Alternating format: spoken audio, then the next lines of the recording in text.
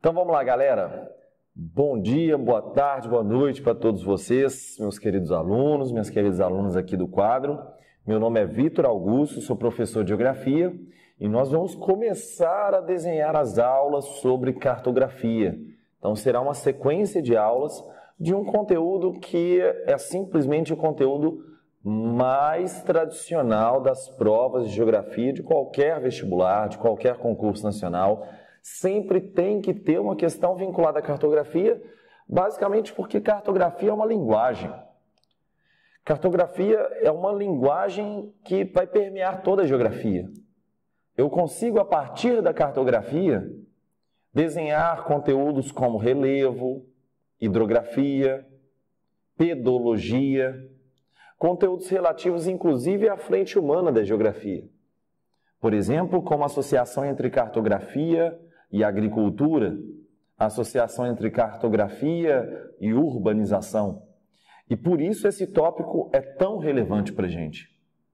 Então, o primeiro ponto que a gente tem que sempre lembrar é que, quando eu penso em cartografia, um eixo temático tão importante assim, sempre associem cartografia aos sistemas de orientação. Professor, como assim sistemas de orientação? Desde os mais modernos aos mais avançados métodos de orientação do planeta. Desde os mais arcaicos aos mais avançados, na verdade. Olha só, o mais clássico de todos é que a gente sempre tem que lembrar da famosa bússola, né? Então, olha aqui, ó. Que nós temos a bússola.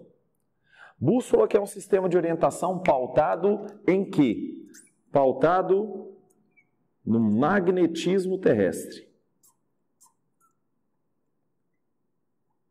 Então, pensando aqui no magnetismo terrestre, a bússola sempre tem o apontamento, a bússola sempre tem a sua orientação para o que a gente considera como o seu norte.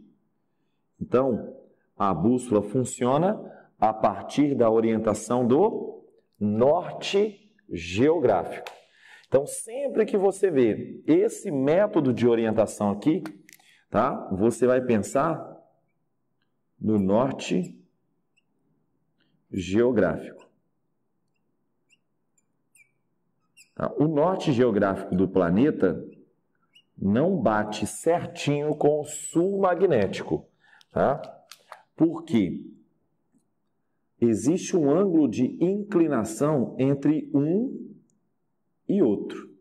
Só que como os vestibulares tradicionais não trabalham isso, a gente pode simplesmente colocar o norte geográfico como o sul magnético.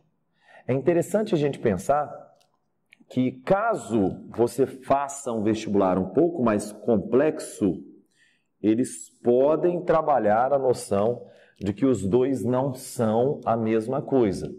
E aí o que você vai pensar para vestibulares um pouco mais avançados? O sul magnético tem uma diferenciação em relação ao norte geográfico. Porque o norte geográfico é a componente meramente geográfica de um eixo geográfico do planeta, em que você tem um planeta, tá, um pouco inclinado, com um ângulo de inclinação que seria algo em torno de 23 graus e 27 minutos. Então, fazendo a representação do planeta Terra aqui, eu teria um ângulo de inclinação correspondendo a 23 graus e 27 minutos. Então, isso aqui seria o eixo geográfico. Já o eixo magnético, tá? Ele é diferente disso. E por isso, meus queridos, o norte geográfico acaba também, tá, guardando correspondência com o sul magnético, mas não são a mesma coisa, tá? Não se esqueçam do ângulo de inclinação do nosso planeta aqui, por favor. Além disso, existem outras formas de orientação? Existem outros sistemas de orientação? Com certeza. Nós podemos marcar aqui, ó, o GPS, que é um sistema de posicionamento por satélite, correto? Se eu penso em sistema de posicionamento por satélite, olha aqui, ó, a gente pode associar isso a qual contexto geográfico?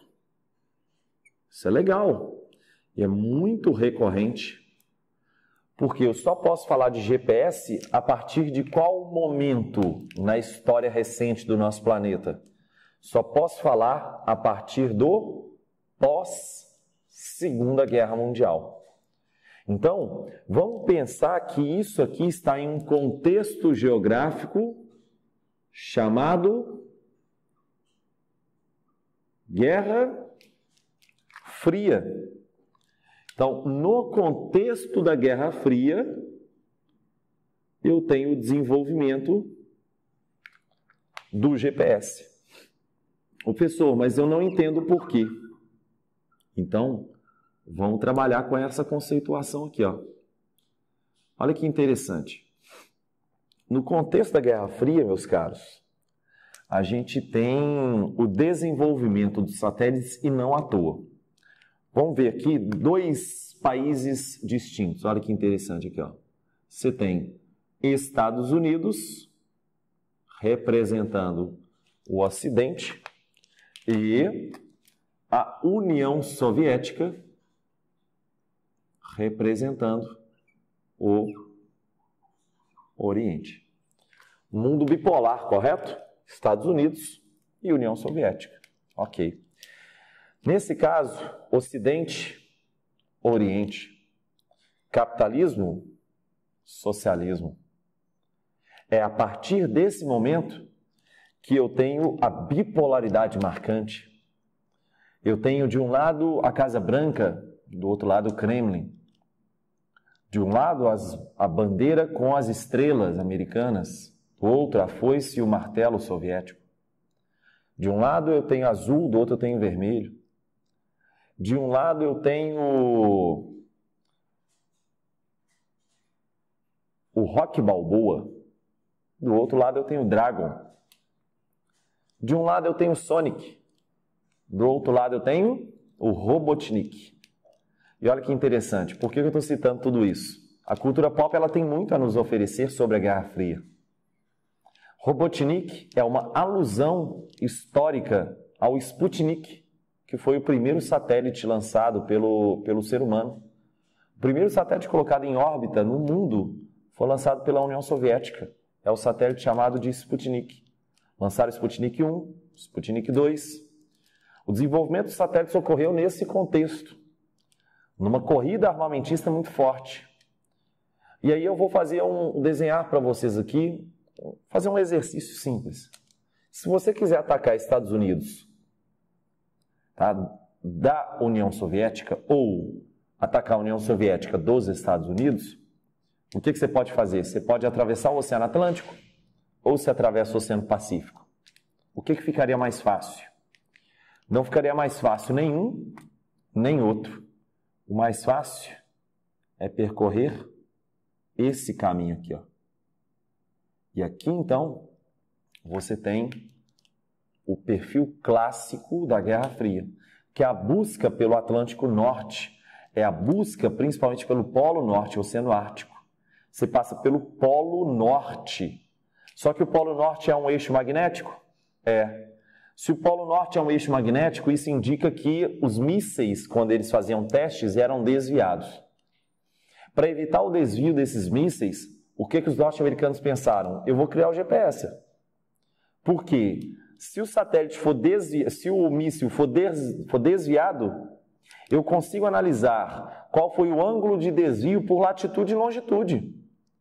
E a partir desse momento, eu consigo recalcular a rota, que hoje você sabe muito bem pelo Waze, mas isso foi uma novidade importantíssima para a gente. Então, a fundação do sistema do GPS, que inicialmente eram 24 satélites em órbita no planeta, foi justamente em um contexto militar, na corrida armamentista. O GPS foi desenvolvido a partir desse sistema de 24 satélites em órbita, em que você tinha triangulação dessas informações de satélite para a obtenção da informação da localização exata na superfície do planeta. Então, é um ótimo sistema de localização? Sim. Como eu disse, foi inventado pelos americanos, né? O GPS Navstar. Entretanto, como os outros países não queriam ficar dependentes do sistema americano, já imaginou numa situação de guerra? Os outros países começaram a desenvolver o seu próprio sistema de GPS. Então, a Europa tem o Galileu, tá? A China tem o Beidou, tá? A Rússia também tem o seu próprio sistema de GPS.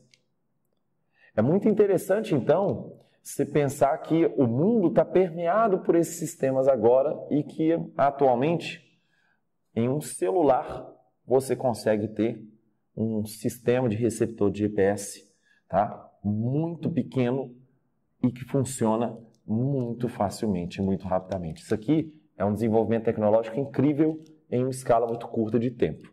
Tá? Sistema de orientação bem legal e bem moderno.